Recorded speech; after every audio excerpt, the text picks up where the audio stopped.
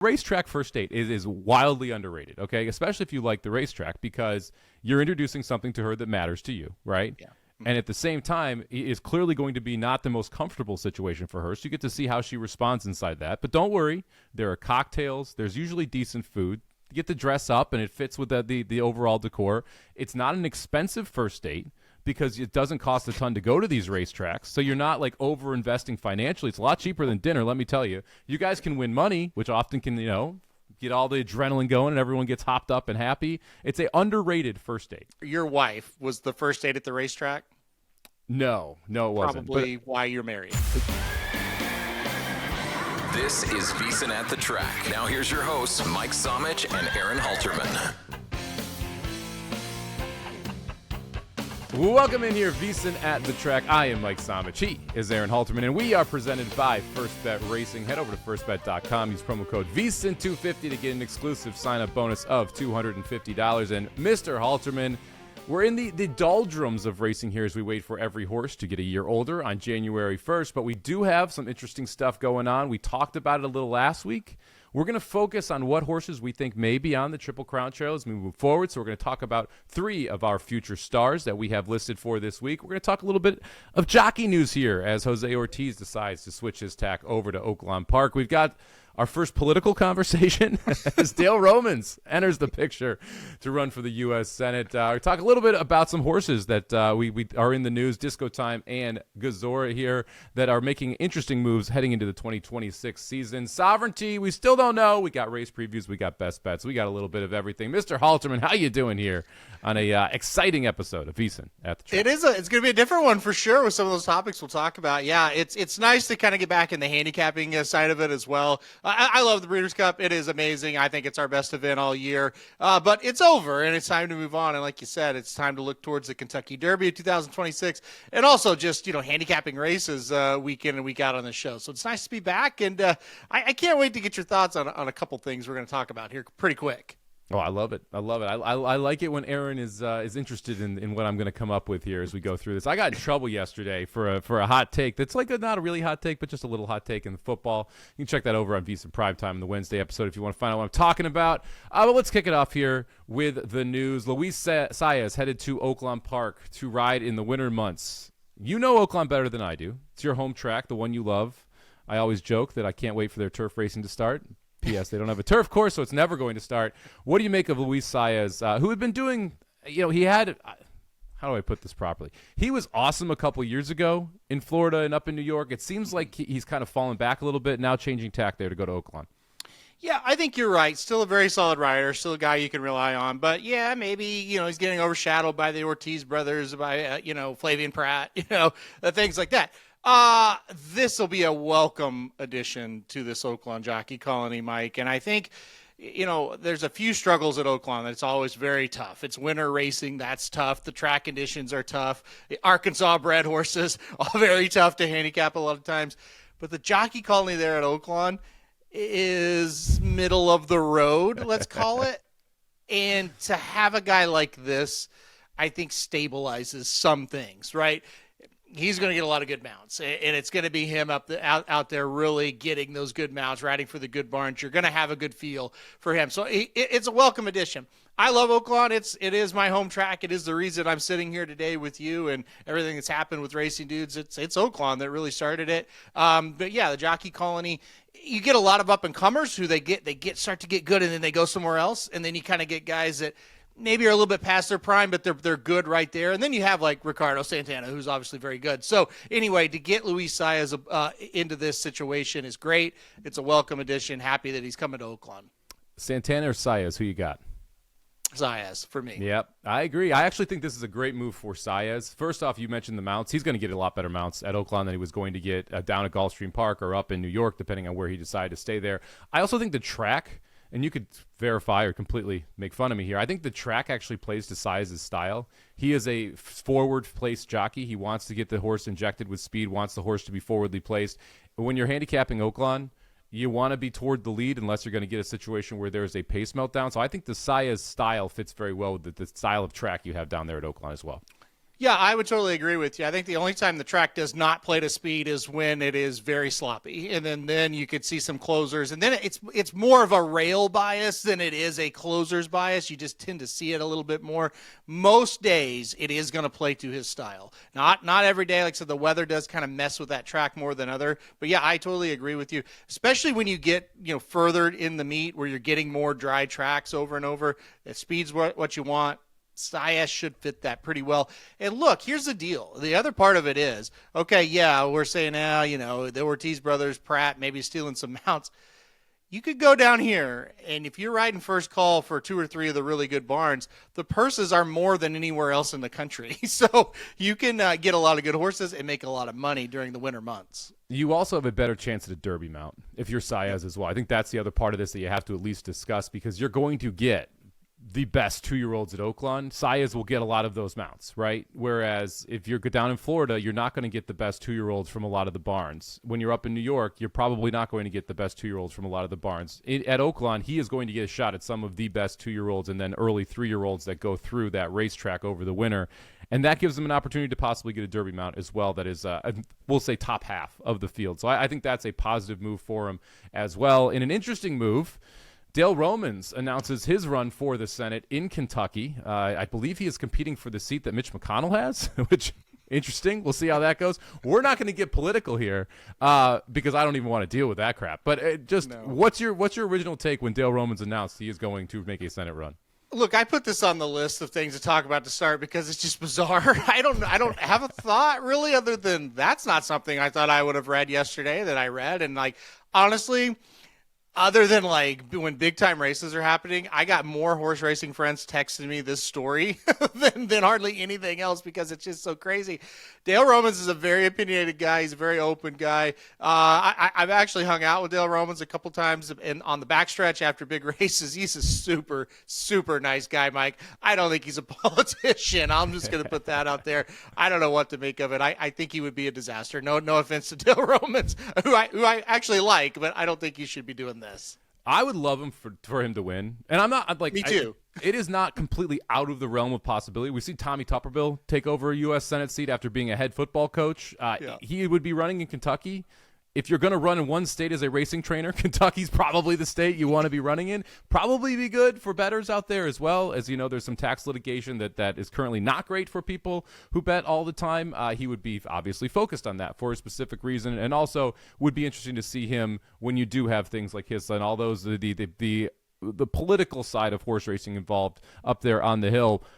All that being said, we'll see where this goes. But it is an interesting story that we have a trainer who is going to run for the Senate. If he wins, is he allowed to still train horses? I don't know. I have no idea either. I would assume you can, right? But I have no idea what the split would be. We'll put it that way from the time there and the time that he's in Kentucky with his barn. Next piece of news, this one very interesting to me. Breeders' Cup Filly and Mare Turf winner Gezora to be trained by Chad Brown in 2026. Now, this isn't completely out of the realm. We saw Hill Road last year running the Breeders' Cup, move over to the Chad Brown barn. The turf, clearly a positive, the firm turf in the United States for this horse. What do you make of this move here with her going to be trained by Chad Brown, something he does very well with the older filly and mares? Yeah, I mean, this should be a really, really good move. If you're going to send a filly or mare to somebody in this country, it is Chad Brown. And I think you're right. I think they looked at, man, that horse ran so well at the Breeders' Cup. Because, look, She Feels Pretty is our best horse on that side of things, and I thought she ran the race for life. And that's saying something because I think she's pretty good, and Gezora was able to beat her. So this was a really, really good performance. Who's gonna beat this horse if he gets her and kind of just progresses her or just kind of keeps her where she's at in the United States? It's going to be a really good you would think spring / summer / whenever he decides to run her again. So love the move. I think it's a really good move. I think she's going to be ultra tough with Chad Brown. It's funny, Mike. I was talking to a couple of racing buddies the other day, and it's like for Chad Brown standards, his barn's pretty light. And then you get this news yesterday, and it's like, okay, he's starting to reload, So you're never going to catch him really where he's on a weak moment with his barn. He's always going to have something up his sleeve. So big get for him, and I think she's going to have a ton of success. Over under 7-5 as her best off odds before the Breeders' Cup next year. Under Yep. for sure. And the only way it goes over, Mike, is if she struggles, this is a horse that's going to be 2-5, 3-5 in most of these races, if not 1-5.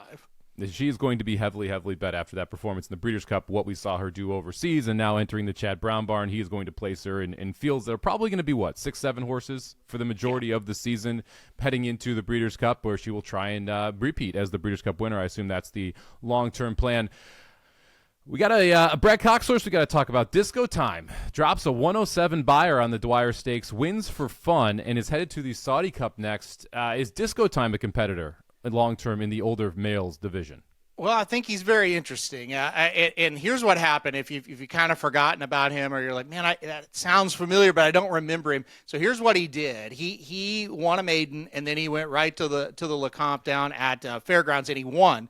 And he won with like a 20 wide trip. And I'm exaggerating, but just barely. He was so wide in that race, he still got up and win. And so there was some excitement. He got injured, and he was gone for months. He came back in the St. Louis Derby at Fairmont Park in the summer. And people are like, what? Yeah, that is a thing. He popped a 101 beyer that day, but people went, I don't, it's Fairmont. Like, I didn't watch it. I don't care. I mean, I watch it, but most people didn't. So he showed up in the Dwyer, and boy, did he cook in that race. And he looked great. This horse is undefeated. And he's now had back-to-back buyers. And the Fairmont beyer kind of got backed up by what happened at Belmont at the Big A, to where you at least go, okay, that's 2 good races in a row. I will respect that race now. Is he a player? I don't know. He's going to go into the toughest division that we've had in a long time. Saudi Cup, for example, Forever Young's supposed to be going there, right? You've got Baeza and Journalism already coming back. I don't know if they'll go there or not, but that could be a target. You got Sovereignty out there that could target that race as well. So, he's jumping into the deep end of the pool, but he made horses that are decent in that Dwyer look terrible. So I think he does at least be a player in this division until proven otherwise. He's undefeated, and he's running triple-digit buyers. That's a pretty good start. That is a very good start, especially this early, or I should say late in the 3-year-old season. Heading into next year, we'll see what he is able to do. But I'll keep an eye on him in the Saudi Cup, as we saw Brad Cox win a couple of those overseas races last year as well. Moving forward, you mentioned Sovereignty. Actually, before we do that, shout out to Fairmont Park. When I was in St. Louis, like my number one go-to first date spot. Loved the taking the ladies to the racetrack on the first date. You find out a lot. Let me just tell you. You find out a lot, and it's a great place for first dates. So any of you out there, any of the people who are sitting in their 20s looking for first date spots, I guarantee you the racetrack will be the first time anyone takes her there as a first date. All right, now let's move on to Sovereignty here after I get my little PSA for racetrack dating. Let's talk about Sovereignty. No official word yet if he is in, if he is out. We heard he was going to run at 4 after the Derby, but then it got a little murky after what we saw at the Breeders' Cup. What's your take on Sovereignty's future here as we're still waiting official news? Yeah, a lot to unpack here. I'm going to do the Sovereignty thing first, and then we got to get back to Fairmont and the dating scene. But look, when it comes to Sovereignty, I kind of wanted to give people an update because I get a lot of texts or a lot of emails, I should say, from fans saying, "Hey, what's going on with Sovereignty?" The problem is, we don't really know, but you do want to update. He is in Kentucky. All indications are whatever happened at the Breeders' Cup was nothing. Even when the horse had a fever, he was fine as far as physical, he was eating and everything was happening. So this horse, I think, is perfectly fine. I don't think that's going to be a problem. I think they're in Kentucky. He's probably going to stand in Kentucky if he is a sire. I think they just took him there and said, all right, let's make a decision here in a couple of weeks. I think you'll get a decision soon. The original plan was to run him in those overseas races as a 4-year-old. So let's cross our fingers that happens. And then let's also cross our fingers that since he missed the Breeders' Cup, they go, you know what? Let's try to get to it as a 4-year-old. So I'm cautiously optimistic, Mike, about it, but we'll see. Yeah, I am cautiously pessimistic about it. The fact that they haven't already announced he's going to run makes me worried. Clearly, it's a decision that they're going back and forth on, or else you would already have that announcement, because if he's going to go to stud next year, you kind of want people to know that, so you set a price and you can start lining up the book of business for him. For me, it's the fact that he didn't run in the Preakness, and the fact that we didn't get the announcement at the Breeders' Cup that he's going to run at 4, kind of makes me feel like he's not going to run at 4, which is a bummer. I would love to see more of Sovereignty. He's a superstar inside the sport. We talked about how we need superstars. It'd be great to have him at the Breeders' Cup next year. We'll see what the plan is there, but Yeah, I am cautiously pessimistic. One more piece of news that got announced: the Gulfstream Park, the Pegasus World Cup is going to be a Breeders' Cup win, and you're in this year. So that's, I think, a positive as well. Maybe you attract a little bit more there. It's been a good race consistently. I think it's about time that horse is a Breeders' Cup win, and you're in. Yeah, I like that. I hadn't seen that. That's great. I've always been a huge fan of the Pegasus. I think making big race days in January is a great thing. Mm-hmm. Well, you know, like you even called it the doldrums of racing, is kind of November, December, January. So we can get a big event in January. I've always been a huge fan of it. I love that it's a Breeders' Cup win and you're in. I hate that when it came to be, it was the richest race in the world, and now it's not, and that's not really their fault. It's the Saudi Cup really kind of overshadows it a little bit now as far as purse goes, but it's good to have the Pegasus kind of still trying to, you know, be not innovative is not the right word, but just trying to be relevant on the calendar. That's good. Yeah, it was. I mean, the original idea was pretty fun, right? 12 people put up $1 million to enter your horse into this race. You race for a $12 million purse. I don't think they fully thought it through, that there's like, if you're paying $1 million to get in, you better believe you can win the race. And it's hard to believe you have 12 horses that are as good, especially when you attract the top tier talent. So I like the adjustment that they made. Still a phenomenal couple days there at Gulfstream Park. We've had the privilege of being there on site for one of these Pegasi races. And we very much enjoyed it. I say a great time at Gulfstream Park. I think I had too good of a time at Gulfstream Park when we were there, Mike. That was a lot of fun. Those couple of days we got to spend there. Gulfstream Park's a great place in general. And listen, if you're in the South Florida area and you're looking to take a girl on a date, I do think Gulfstream Park is a great place to do it. You know, I think every woman out there that's single, that's kind of what they're looking for, is go to the racetrack for the first date. I don't know if it matches Fairmont, Mike, but I think Gulfstream would be a good spot. Look, you learn a lot if you take a lady to Fairmont and she has a good time with you, because it is not the nicest of place. It's awful. It's not the nicest of place, but it is like the racetrack first date is wildly underrated, okay? Especially if you like the racetrack, because you're introducing something to her that matters to you, right? Yeah. And at the same time, it is clearly going to be not the most comfortable situation for her, so you get to see how she responds inside that. But don't worry, there are cocktails. There's usually decent food. You get to dress up, and it fits with the overall decor. It's not an expensive first date because it doesn't cost a ton to go to these racetracks, so you're not like over-investing financially. It's a lot cheaper than dinner, let me tell you. You guys can win money, which often can, you know, get all the adrenaline going and everyone gets hopped up and happy. It's an underrated first date. Let me ask you one question, and then we'll move off of it, okay? Your wife was the first date at the racetrack? No, it wasn't. Probably why you're married. That's fair. Well, it was like the third or fourth date, though. We did go to the racetrack very early on. Went to Santa Anita Park. Our love story is an interesting one. We'll just put it that way and move along there. Hey, I know where your first date was, and let me tell you, that was one of the more, like, you probably trumped me here on the first date side. Hint: it wasn't the racetrack. That's why we're married. Well, I mean. Well, I'm not going to go there. I'm going to be nice. We're not going to delve into the personal lives here. Well, we could, but it would maybe for a different show, right? Yeah, this is the after dark version of VSiN at the Track here. All right, if you're looking to bet horse racing, make sure you head over to our official racing sponsor of VSiN, First Bet. It's built for bettors who demand more. First Bet isn't just about placing a bet; it's about helping bettors of all levels with First Bet isn't just about placing a bet. It's about helping racing bettors at all levels with AI handicapping tools that provide data-driven insights to help you make smarter bets. First Bet's in-app tools give you win, place, and show probabilities for each runner so you can quickly and easily identify good value plays and improve your ROI. Right now, you can take advantage of their limited-time $250 sign-up bonus exclusively to VSiN. To claim your bonus, use promo code VSiN250, that's VSIN250, when you sign up at firstbet.com or on the First Bet app. That's number one, STBET.com. Promo code VSiN250. Aaron Halterman, let's get back into the handicapping here. We're going to cover 3 of the major stakes races this weekend. We'll kick it off here with a race on Saturday from Aqueduct. Race number 7, the Jockey Club Oaks, grade 3, going a mile in 3/8 on the turf course here. And we've got the return of a couple horses I think we've talked about a lot on this show so far. Fione going to be in here as the number 4 horse. And we've got Laurelin, who is signed on as the number 7. They will be your 2 favorites in this spot. They faced each other last time in the QE2 Cup. Fione was the favorite in that race, ended up running 4th. Laurelin ended up running 2nd, missing 2 lush lips. Are you going with one of the 2 favorites here, or are you going a little bit off the board?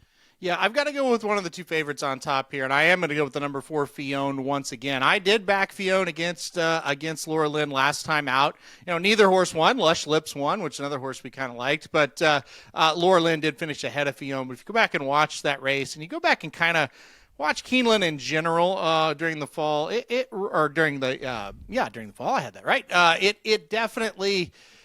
It felt like a track where you just couldn't make up much ground. And I think that's what happened to Fione. She is a horse that likes to come from way out of it.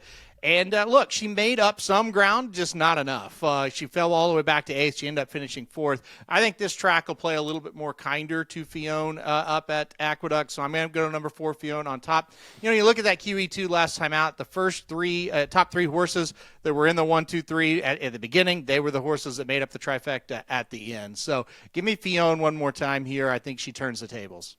I am torn between two horses, and neither of them are Fione. You mentioned Fione likes to come from off the pace. Not a lot of pace signed on here. I think this is going to be one of our dawdling, slow New York paces on the turf, and I think that gives Laura Lynn the jump on her and makes it tough for Fione to be able to run Laura Lynn down late. So I do like the 7 Laura Lynn, but I have to talk about the 1 Scythian here as well. On the rail, we've talked about these New York state-bred horses jumping up into graded stakes company and having success quite a bit. This is a horse that's trained by Bill Mott, and they thought very highly of this horse. She wins a state-bred maiden special weight, jumps into the Grade 2 Miss Carrillo over this track, ends up winning that race as well, and then heads right out to the Breeders' Cup Juvenile Turf Fillies as a 2-year-old. So pretty promising career and a pretty aggressive placement from Bill Mott as well, moving through that 2-year-old season. You fast forward to the 3-year-old season, starts out in a state-bred N2X, and was the favorite in that race, ends up running 3rd. That's on the dirt. Then jumps over to the turf, runs in a state-bred N2X, is the favorite in that race, ends up running 3rd again. A ton of trouble in that turf race, the second start of the 3-year-old season. I think you got a big-time chance for a step forward here. I like the aggressive placement as well, and I don't think we have seen anything near the upside in the 3-year-old season for Scythian yet. I'm also going to get a much better price on Scythian than I will if I go any other direction in here. So I'm going to go with the 1 Scythian on top. It's a lukewarm opinion. I do think the 7 Laura Lynn, absolutely a horse that is a threat in this spot. I agree with you. Look, Fione also very good. If you want to play a 1-7 over 1-4-7, try. I don't hate that idea at all. Try and get a little bit of a price on top and then play the logicals underneath. But I do think Scythian has to be at least discussed here because you're going to get a price, and the trip last time was absolutely brutal. Yeah, I'm with you. I actually had the 1 and 2nd here, trying to juice up the exacta with Fione, and I think Scythian is a horse that, listen, you talk about the last race, and it brings up bad memories because it's a horse I had singled and, would have hit the pick 5 if this horse comes in and wins. And you're right. It really wasn't her fault. The trip was tough. It had trouble. There's no doubt about it. So I don't really hold it against her, even though, man, you do remember that horse that doesn't win for you a lot. Yeah, you do. I remember we talked about the horse 2-back in that race, and that was another situation. We were maybe a little more skeptical because it was dirt, although the horse did debut on the dirt. And that first race back at Saratoga on the dirt, I thought she ran okay. She kind of stumbled at the start. It was the first race off a layoff. I just think, again, kind of had a little bit of trouble. Not as bad as the race last time out, but a little bit, and still just missed by 3/4. So I'm a big fan of the horse. I think it's interesting, the stretching out here in distance. Bill Mott knows what he's doing. Mm-hmm. Doesn't it kind of feel like he's kind of circled this race for this horse and kind of slowly built the horse to this? That's what it felt like to me. It's like, I kind of think they had this race in mind, and it's like, okay, let's get her at her absolute best for the spot. And hey, Bill Mott's pretty darn good at doing that. Yeah, he is, and you could tell that they believe this is a turf horse, not a dirt horse, just based on the way that the career started. You mentioned the debut, 6 furlongs on the dirt, really not what this horse wants to do. And then the next race, the one they're taking the most seriously, actually faced the boys and beat the boys, going 1 16th on the turf, which is it really showing a lot of faith, right? You debut in a 6 furlong dirt race against fillies, and you're like, you know what? We believe this is a turf horse. We'll take on the boys so we can be ready to go into stakes company afterward, and that's exactly what happens with this horse. A Beyer improvement of 20 points from that first race last year to the first race this year on the dirt makes me believe that there is a lot of upside on the turf here that's just been unrealized, and I think that's a lot because of the trip last time out. So I'm willing to take a little bit of a shot here. Pace-wise, National Archive, do we think that's your leader? I mean, got a dawdling pace last time and able to get the win. Pratt was aboard. Pratt jumping off for Fionn here. Evershed made the lead last time out in the Old Dominion Oaks. That was at Colonial, but has not made the lead prior to that. Did run second to Laurelin, 2 back. Who do you think ends up on the lead, and do they have a chance to take this field gate to wire? Yeah, I think the 3 National Archive is going to get on the lead. I do think the 2 here for a good time, that maybe is a horse that could play a part. The 5 Evershed could play a little bit of part as well. I think Scythian will kind of just sit behind whoever goes to the front there in third. That's kind of what we've seen from this horse. So, yeah, I do think it is the 2. I don't think this horse will take him. The 3 National Archive. I don't think this horse will take him gate to wire, though. I really don't. You kind of look at the past performances from this horse. Yes, did kind of do it last time out in a much easier spot. Did go this distance, so I think that is a good situation. But again, I think somebody passes this horse 2 races back, got past. I just kind of think, if you want to hold on for third, a horse to hold on for third, this might be the one. You see that a lot in the turf races that go long. They might just hold on a little bit longer than you think they should. I think the 3 sets the pace. I do think eventually will get past, though. Yeah, Evershed is the horse I'm a little more interested of the 2, the number 5 horse. I think that is another one where if you don't believe in Laurelin or you don't believe in Fionn, you want to try and round out the triple with a little better price. I think Davis jumping back aboard, raced second with this horse behind Laurelin in the Saratoga Oaks Invitational. I think at least a little bit interesting. That pace was also quick. And if you look at the one time this horse has made the lead, they went 49 to the half. Every other half has been sub 48 here, and that's why Evershed hasn't been forwardly placed. I think Evershed is the threat of the horses who are forward and could possibly hang around and get a slice late here. In the race number 7 from Aqueduct, Jockey Club Oaks here, grade 3, going a mile and 3/8 on the turf. Number 4, Fionn for Aaron. Number 1, Scythian for Mike. Moving forward here, race number 9, the Knickerbocker $150,000 overnight stakes, going a mile and 1/8 on the turf course here. And this is an interesting one, Aaron. We've got 9 horses signed on. The 9-horse Bank Frenzy and MTO would be a overlay here if he ends up in this race. It would obviously be a very good-looking horse considering he's the one that wants to go on the dirt. However, Signator, the 6, a horse that is accomplished over the dirt as well. Where are you going on top in this spot? Yeah, you said it. It's a very interesting race. You could go a ton of different ways, and I wouldn't really argue with you. I went back and forth on this one. I did end up, and I don't like it, but I think the number 4 Ohana Honor is a horse that is going to, first of all, I think the horse enjoyed Flavien Prat getting aboard last time out, and I think we'll enjoy Flavien Prat again here in this spot. I think this is one that's going to sit a really, really nice trip. I do think Air Recruit and Dear Dad, the 7 and the 1, are going to go out to the front. I think Ohana Honor is going to sit right there in third. I think he's going to get the trip, and I think this is the horse to beat in this spot.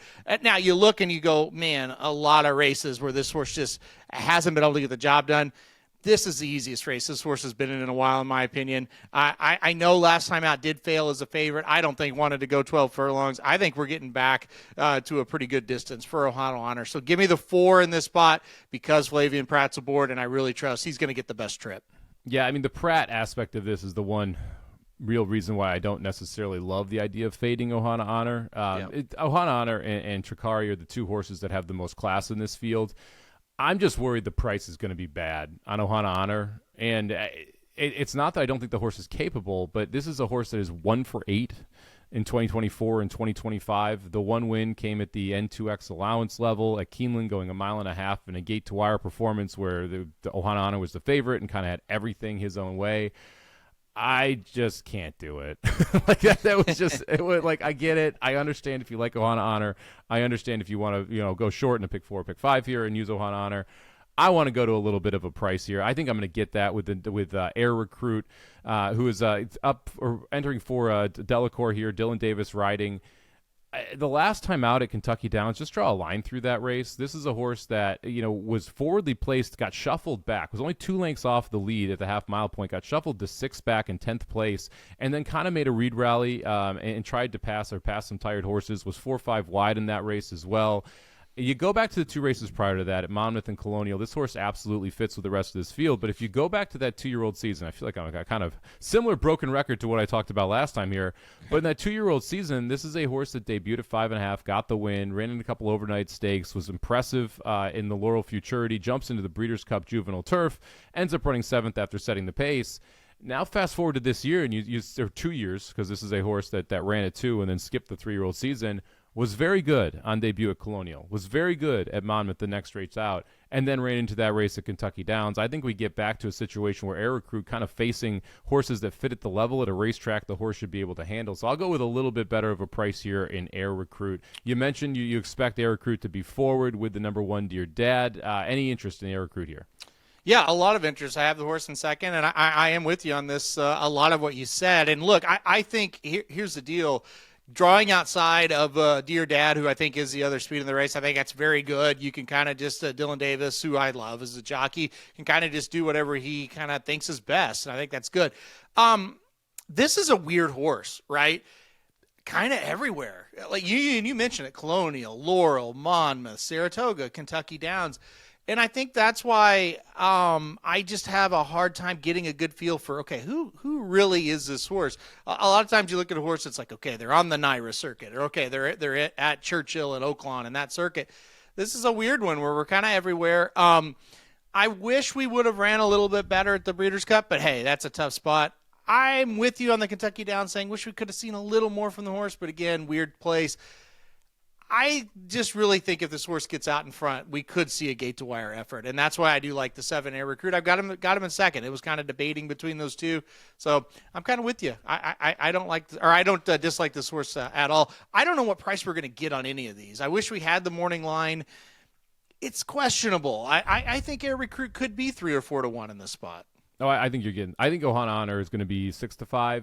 I think Tricari, who's right to the inside of Ohana Honor, we can talk about after this. Probably your second choice at 8-5, 9-5, and then you're going to see prices anywhere from 7-2 and up on the rest of this field. But I do think you're going to see 2 horses take the majority of the money, and so I'm going to try and go away from those 2 horses. Tricari, one that I just don't get right. Just be honest. Like one at 47 to 1 on Kentucky Derby Day last year. That was super frustrating because I had Laganos who ran third at a big number. Was able to kind of follow that up with some nice wins. Wins the Secretariat, ends up running well in the City of Hope. Next race out. Mile and an eighth might be a little much for this horse, as we saw the best performances at a mile. Did you consider Tricari at all? You know, I kind of came into this thinking that would be the horse that would take a lot of the money that I would try to go away from.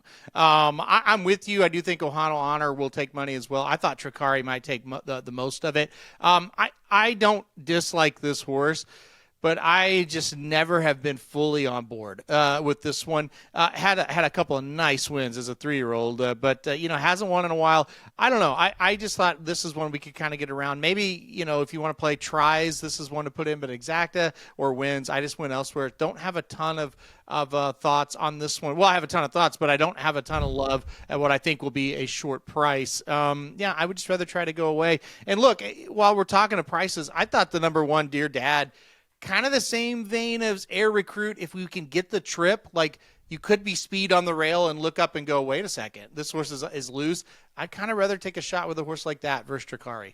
Yeah, the 1 Dear Dad's interesting. This horse was claimed last time out for $75,000, jumps into $150,000 overnight stakes. You might be like, well, that's kind of a weird move. It's actually not that odd, especially at that $75,000 open claiming level to jump into an overnight stakes. We saw this horse go from N2X to a stakes race 3 races back as well. So not that odd of a move. And the trainer is the horse, or is the person that claimed it. So this is owned and trained now by the same person, and has 20% win hit off the claim. With a $9.39 ROI. So the ROI definitely there. I think Dear Dad sets the pace. I actually think Forte Ventura is the horse that presses here, and I am hoping that Air Recruit can just pocket up. We'll see if that actually comes to fruition, but the 2 also have shown some speed in the past. So that is the Knickerbocker $150,000 overnight stakes. Aqueduct race number 9 on Saturday. The number 4, Ohana Honor for Aaron. The number 7, Air Recruit for Mike. If you are looking for best bets on both the horse racing and sports sides, make sure you head over to VSiN Pro and claim your edge in all of the markets. Try it for just $9.99 for your first month. Head to vsin.com/subscribe to see all of the different subscription options. We've got the college basketball guide going right now. Make sure you check that out, as well as college basketball getting into full swing, and one of the hardest sports to be able to follow all the movement in of 300 plus Division I teams. All right, one more race to preview here. We're headed to Churchill Downs. This is race number 3 on the Saturday card. The Chilukki going 1 mile on the dirt. Chilukki, a horse that was very good at Churchill Downs, I mentioned before the show. He was a very fast horse there. Got 7 signed on here, including our old friend Ragtime, all the way on the outside, installed as your first bet morning line favorite. Are you going with Ragtime, or are you headed in a different direction, Aaron? It feels like it's one of two horses for me. I really like Ragtime, and I like the number 2, Shred the Gnar. I am going to go with Ragtime. I'll talk about her first. Look, I thought this horse is really in the Raven run last time out. Did get beat as the favorite. I still thought ran pretty well. Got just too far behind. Made up a ton of ground. Got all the way back to 10th. And got 3rd and was beaten by less than a length. So I thought it was a pretty good effort. The race 2 back here over this track I thought was really good. And then we've documented on this show quite a bit how much we thought just she ran great in the test at Saratoga and just got beat. And of course her first 2 races were why we really loved her in the test that day, because she's just been impressive. So she is the one for me. She's the one for me for sure. I do want to talk about real quick the number 2 Shred the Gnar. This is a horse I almost put on top. If you are another horse, it's like if you remember this horse, a nice win at Gulfstream Park, second out after a pretty good debut, only lost by a quarter of a length.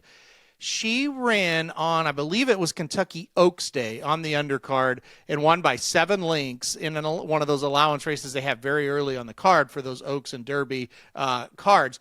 And was going to run next at Pimlico in a big race and had to scratch, and then we hadn't seen her since.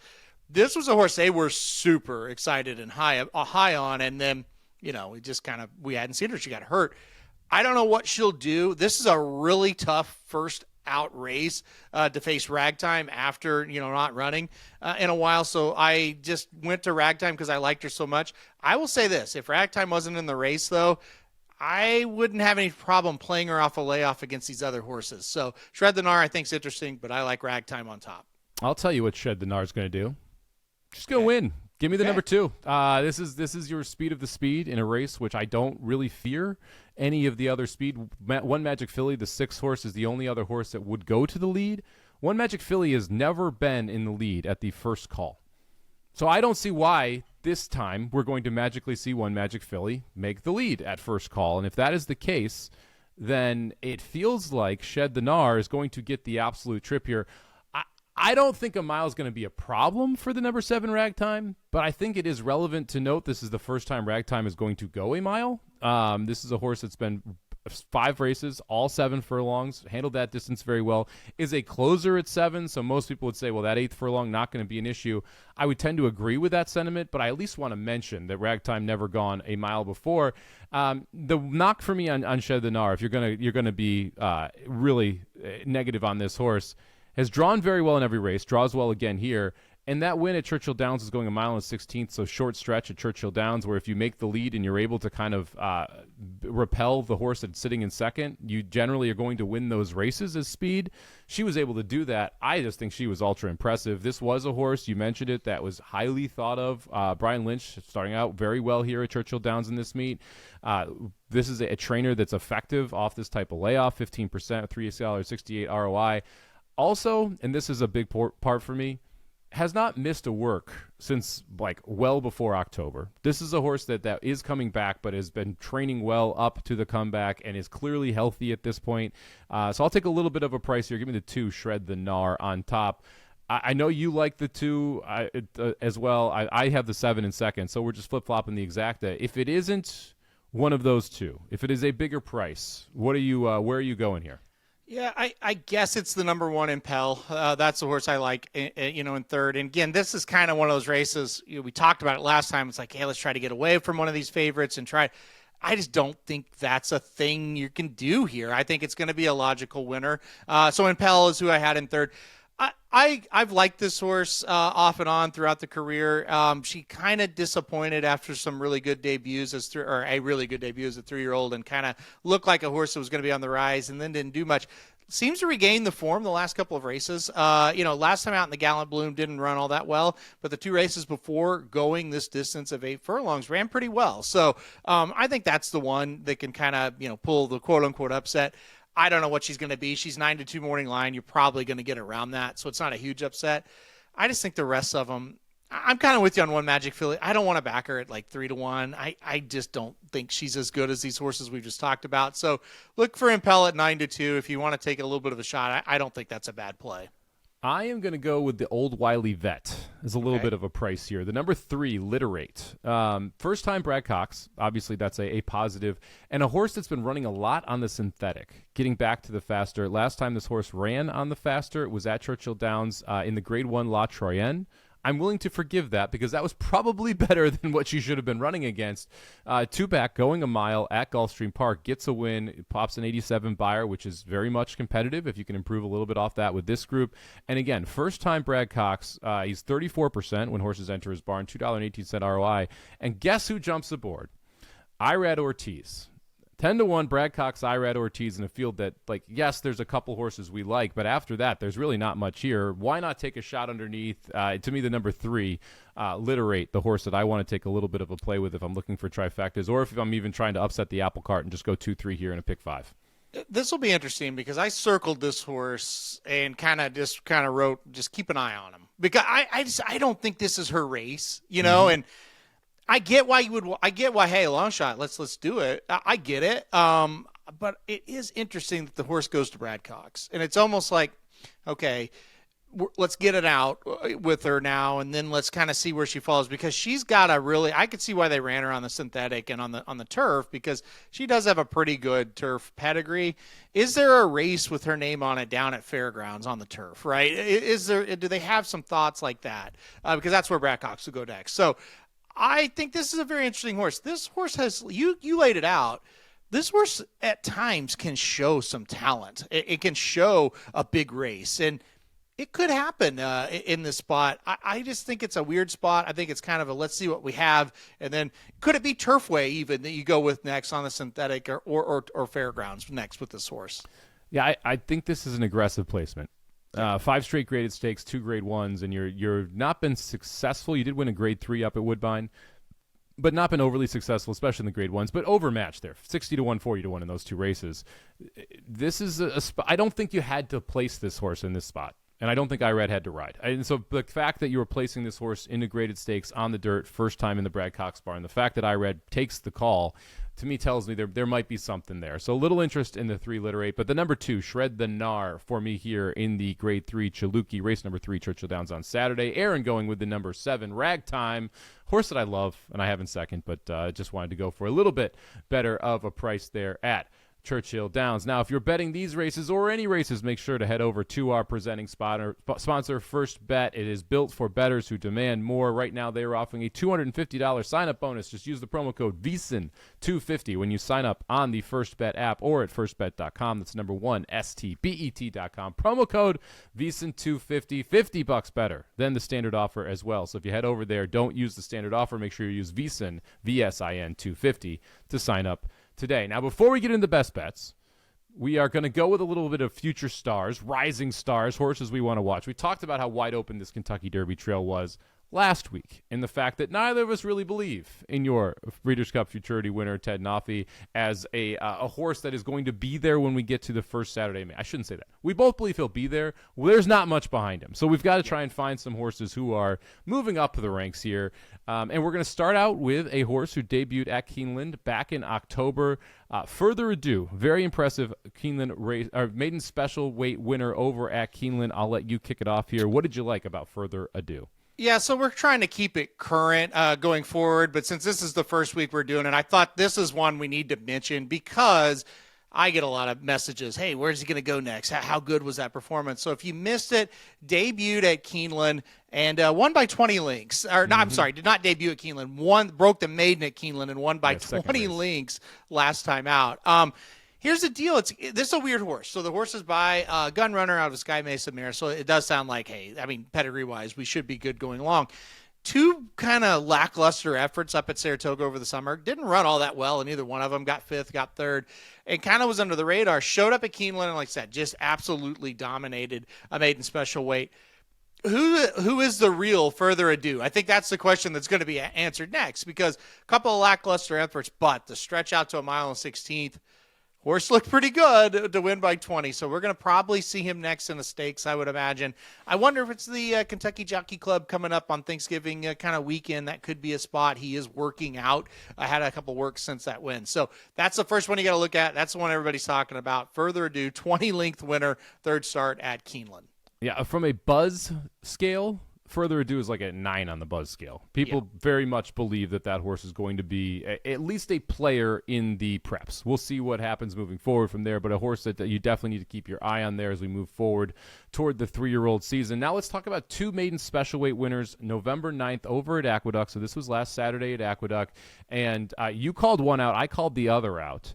So we'll go in order here of the races. We'll start out with race number 2 from last Saturday's card. The number 6 Courting, who was 3-5 on the morning line, goes off at 2-5 and absolutely romps in this spot. I shouldn't say romps. Wins by 2.5, but never really asked. What did you like about Courting?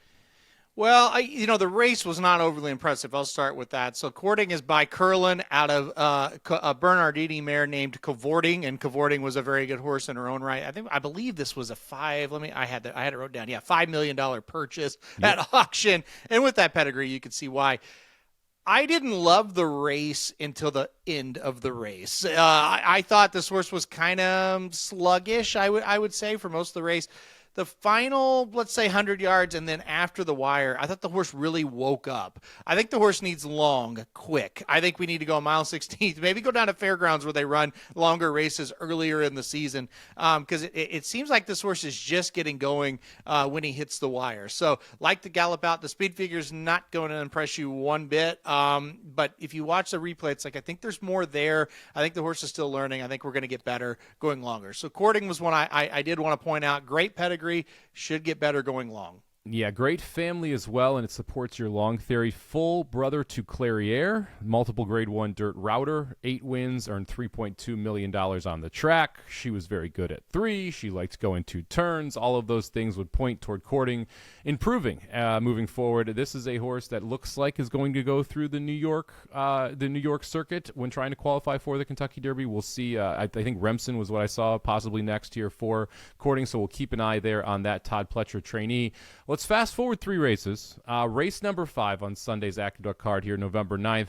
A horse that definitely not as highly touted as Courting. And it ran in his second career start here. A horse named Talk to Me Jimmy, who was 8-1 on the morning line, was first time it entered for dirt, so it was raced on dirt last time out in the first career start. But that race was taken off turf. This is a horse that was much more modest, sold for $31,000 versus $5 million. Not nearly as highly thought of.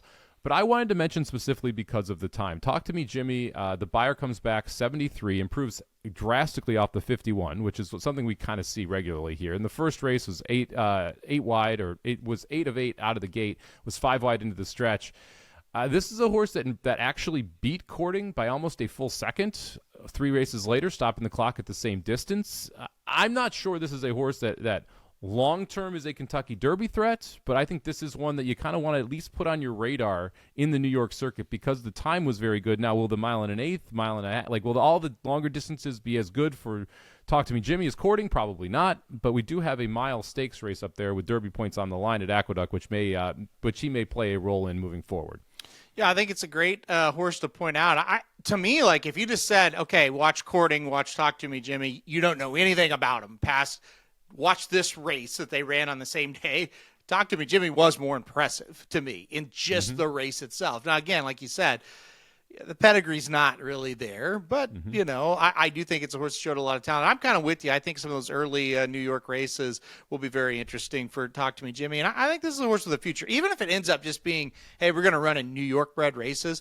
Well, listen, we're going to handicap those all throughout the year, and you're going to need to know about these horses. So I thought this was a pretty impressive race as well. Definitely move forward first race to second race, and you want to look for that as well. So I'm with you.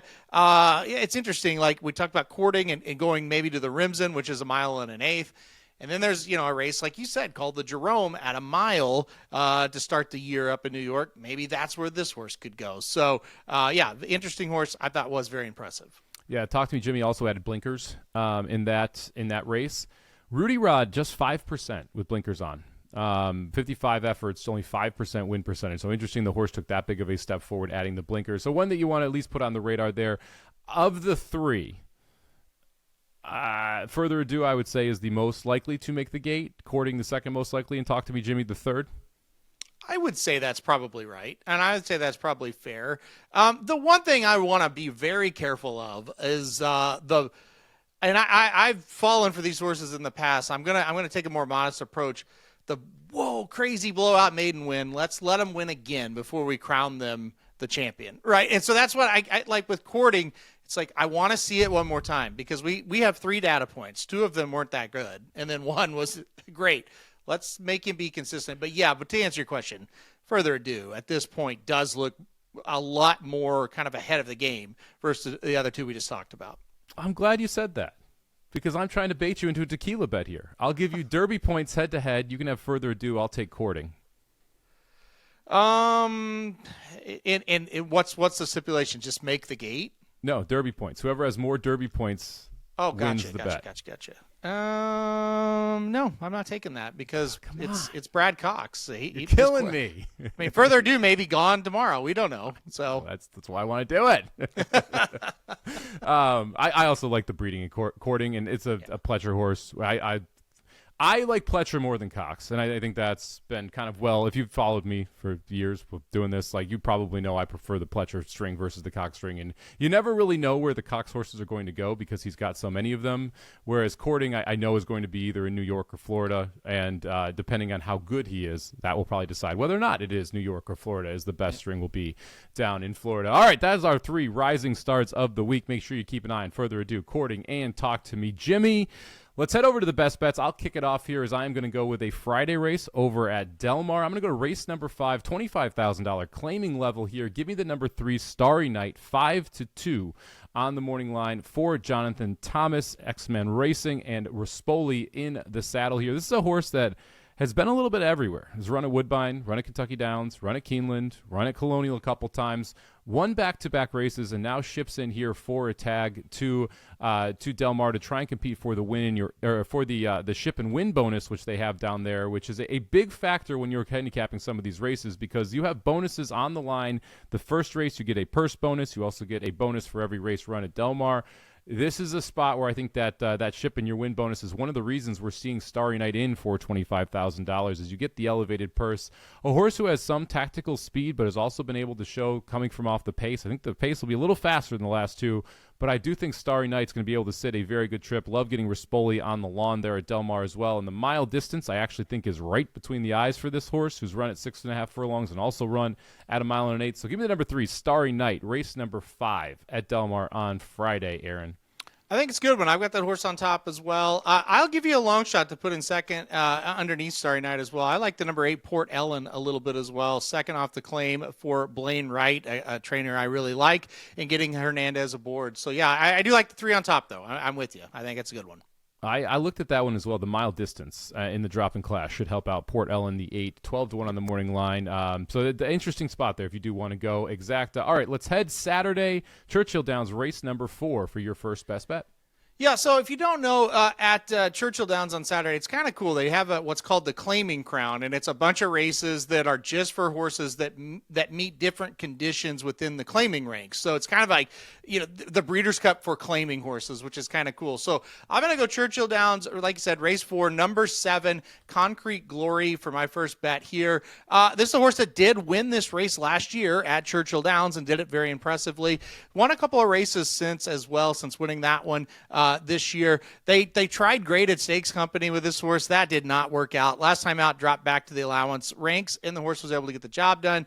I love this one in this spot. I think this is a very good spot, again, for Concrete Glory. I think takes this field gate to wire. So Churchill Downs, race 4. Give me the number 7, Concrete Glory. Also, one last thing, Irad Ortiz jumps aboard. That's always a good thing as well. I'm going to fast forward 4 races and head to Churchill Downs race number 8, 5.5 furlongs over the turf course, and we have got a boatload of speed signed up in this spot. I think that plays to the number 3, Sousa Summer here, a horse that was in the Mott barn, switches over to the Ramos barn, then gets claimed into the Angelo barn. Now we're in the Victor Barboza barn. Gets a Luis Saez aboard, someone who I like on these type of horses, has ridden Sousa Summer before. This is one of those spots where the pace should just materialize perfectly for this horse who wants to come from just off it. 4 for 11 at the distance. 0 for 2 on the Churchill turf course, which is the one concern for me. But those 2 races were both against much better. I think this is an $8,000 allowance race. If you look at the company that this horse has been keeping, it's $70,000 handicap, $25,000 N1X, $35,000 N1X, $100,000 allowance. So we're getting a drop in class here for Sousa Summer, who I think finds his friends here after a while and also gets the opportunity to chase some serious pace. So give me the number 3, Sousa Summer, 8-1 in Churchill Downs, race number 8. Aaron, your last best bet, Saturday at Gulfstream Park. Yeah, let's go to Gulfstream Park. Let's go to another stakes race here, one we didn't talk about. Gulfstream Park race number 9. It's the Juvenile Fillies Sprint Stakes. No surprise here. I like a Saffie Joseph horse. Saffie Joseph seems to win these races quite a bit. Give me the number 1, La Doce Vida in this spot. Tried the turf for 2 straight races and won at Gulfstream Park and then won at Kentucky Downs. Didn't run bad in either one of them, but couldn't get the job done. Cut back to 6 furlongs on the dirt last time out and improved greatly, in my opinion. Got the job done right here at Gulfstream and now goes to this stakes race. I think it's a very logical next start. You're just looking at this horse. I think we'll get the lead, take him gate to wire. You want to be on the front sprinting at Gulfstream. Obviously, we know that. So give me the number 1, La Doce Vida in the 9th at Gulfstream. Those are our best bets. If you're looking to bet those races, make sure you head over to firstbet.com. Promo code VSiN250 if you are signing up for a new account there. Aaron Halterman, another phenomenal episode of VSiN at the Track. Good job by you. And good luck, everybody out there, with all of your bets this weekend at the track.